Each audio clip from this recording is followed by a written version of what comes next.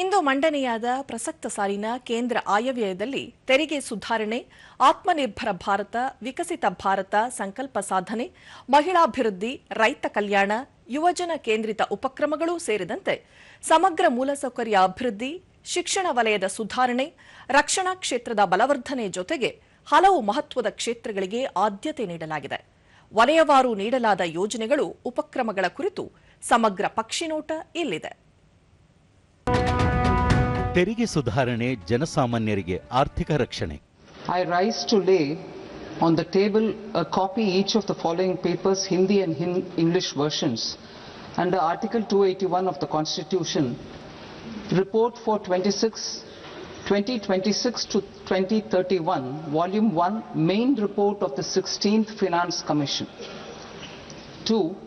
Report for 2026-2031, Volume 2, Annexures of the 16th Finance Commission.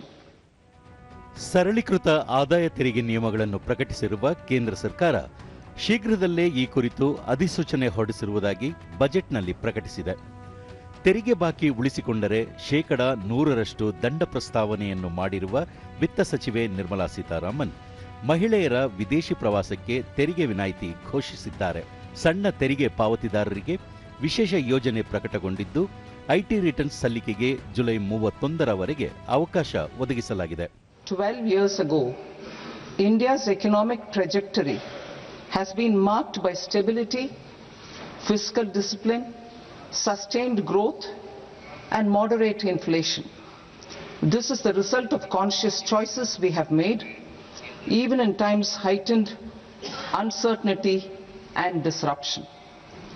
Our government, led by Honorable Prime Minister Modi, has decisively and consistently chosen action over ambivalence, reform over rhetoric, and people over populism.